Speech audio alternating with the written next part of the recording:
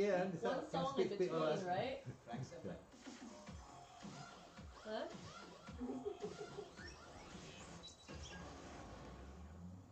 Alright, coming in. Alright. Feel good radio station. Make me feel good. You coming in? Anywhere, anytime. Hi, good morning. This is Traxx FM and it's time for Property on Traxx. Our guest this morning in the studios, Mr. Gunaprasath Bupalan in the studios of Traxx. Who is Gunaprasath? Property guru, our what do you call it? Sifu. Yes, At the studios of Traxx FM. Guna, been a long time since I spoke to you and Yes, it Deanna has. spoke to you in the studios. How have you been? Very good, thank you. How have you Fantastic. been? We've been all right, thank you. And what's it looking like in the property world right now? Well, it's a little slow. It's a matter of time before it picks up. But what we're expecting is it to pick up sometime towards the end of this year, early next year, and to be full-fledged again probably towards the end of next year. Right. And your advice to people very quickly on property buying, is it the right time? Is it It's not always the right time? the right time to buy. Fantastic. It's never a bad time to buy. Property investments are your best investments ever. Right. Yeah. And But today, invest smartly. invest smartly, Invest right? smartly. There you go. Do your homework.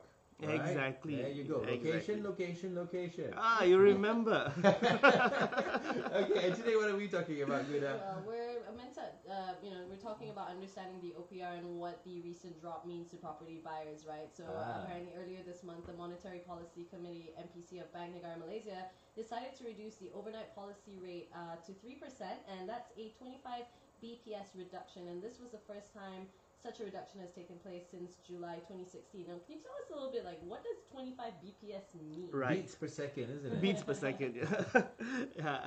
It's actually basis points. Okay. Right. The basis points refers to a common unit of measure for the interest rate and other percentages in finance. One basis point is equal to 1 out of 100 of 1%, or 0.01%, or 0.0001, depending, yeah? Right. And it's used to denote the percentage change in a financial institution or instrument, yeah? This week's segment, let's discuss what is OPR and how this reduction could impact our property industry, purchases, and the economy as a whole. Right. Yeah. Okay, what is OPR actually? Okay, the OPR is an overnight interest rate set by Bank Negara Malaysia, BNM. It is a rate a borrower bank has to pay to a lending bank for the funds borrowed. A bit confusing, right? The OPR in turn has an effect on employment, economic growth, and inflation. It is an indicator of the health of a country's overall economy and banking system, right? Most banks will lend out as much money as possible, right, in terms of loans, while maintaining the minimal cash requirement by Bank Negara. However, in the event that cash withdrawal exceeds the amount of cash available in the bank, so your bank has got no more money to lend you, the particular bank will then need to borrow cash from other banks, right, and make an interest rate, which is where OPR comes in, right? Increasing the OPR will immediately increase the cost of borrowing for banks, and this will lead to a chain effect, which is similarly decreasing it also will impact the cost of borrowing. So increasing or decreasing is going to impact the cost of borrowing for the end purchaser, end borrower, right? OPR is also how Bank Negara regulates financial institutions and banks. So this is how they actually look at the banks and see whether it is viable, what is happening, how's the income and outflow of banks. Okay. But why would Bank Negara raise or reduce OPR? Okay, to understand this, right, we need to take a trip back to 2016. Right? In July 2016, BNM announced the reduction of OPR, which was the first reduction to happen in 7 years. Right? The OPR reduction happened in light of the risks that were rising from Britain's withdrawal from the European Union, the UE, that was also known as Brexit. We all read about this. BNM then decided to reduce the OPR due to uncertainties in the global environment, which could also negatively impact Malaysia's growth prospect. Central bank also tend to increase interest rates to tackle inflation based on the scenario that growth is too strong and on fears that there could be asset imbalance in the system. When the interest rate is too low for too long, the cost of getting funding is cheaper, and as such, people may tend to overborrow, or a systematic slowdown can happen, which then puts the economy in a bad shape. All right. However, an increase of the OPR will lead to an increase in loan interest rates. This will mean higher costs of borrowing, which can then also curb the accumulation of personal and household debts. Therefore, the rise and decrease of OPR can also be a form to manage the country's economy and also to manage the country's monetary situation. Alright, so when we come back, we're going to talk about what does an OPR increase or decrease mean for Malaysians. But for now, we're on Property on Traxx with Gunaprasath Bupalan. Thanks so much for being here again. Stick around, don't you go anywhere. This is Traxx FM. Be technical lah today. Yeah, man, maybe.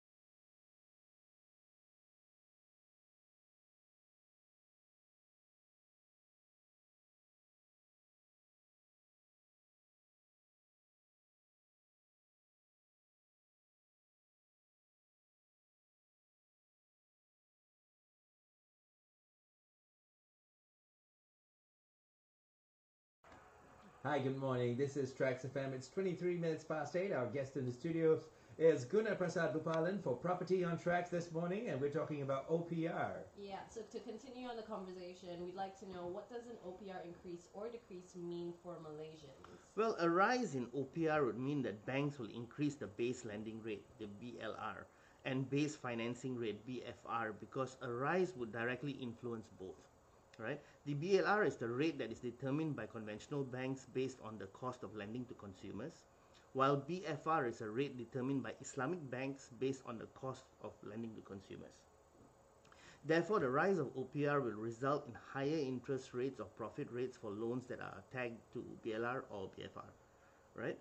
For example, assuming that a loan has a BLR at 6.6%, a hike of 0.25% on OPR will then increase the BLR from 6.6% to 6.85%.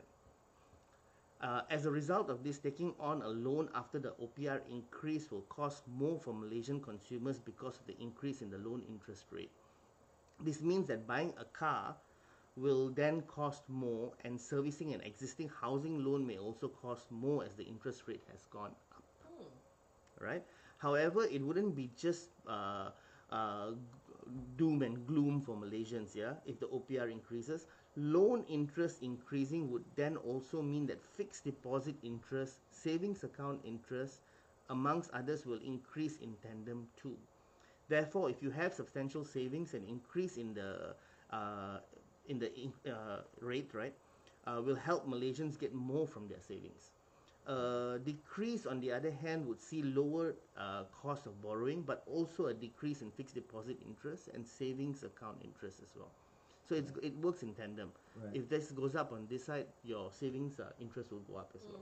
If that goes down, your savings interest will drop as well. Ultimately, consumers will benefit from knowing the OPR, irrespective of whether they are a borrower or a depositor. As a borrower, when the interest rate goes up, you will have to pay more in terms of installment. Or else, your loan tenure will increase if you don't want to increase your current installment payment amount. But if you're a depositor, you will get to enjoy the better interest rates on your savings as a result of the OPR increase, and vice versa. Okay, so what are your thoughts on the OPR reduction impact on the property market? Well, personally, I concur with the other industry experts who feel that the reduction of the OPR by Bank Negara Malaysia is a good move to stimulate the economy and the property industry, property market. Interest rates have a profound effect on the influence of an individual's ability to purchase residential properties by decreasing the cost of mortgage. Right? This move is also good news to property investors, as the rate reduction will also have an impact on the value of income producing real estate. Right? It is totally agreeable that house buyers' purchasing power would likely increase in tandem, but do expect the upside to be limited, especially for properties in the affordable range of 300,000 and 500,000 ringgit. Right? A recent report from a renowned research house shows that its sensitivity analysis shows that every 25 basis points BPS cut in the borrowing rate would reduce the monthly housing loan installment by only 32 ringgit to 69 ringgit. Or raise a buyer's eligibility loan amount by 3,000 ringgit to 15,000 ringgit. Right? While the sentiment to purchase properties would likely improve due to lower loan installments, this could be offset by Malaysia's muted gross GDP growth and slowing household income trend, which we are facing right now. Yeah. For instance, the previous interest rate cut of 25 BPS in July 2016 did not translate into higher property transaction values, as we witnessed negative volume growth in 2016 and 17. It is safe to estimate that every 25 BPS reduction in borrowing rates would reduce the monthly installment for mortgage loans by 1% to 3%, depending on the loan tenure. So you are going to get a cut, regardless. Okay. Right? Well, is it enough for you? I really can't say. Remains to be seen. Yeah. So last question, what do research agencies say about the current property market? Research houses are maintaining a neutral outlook on the property sector.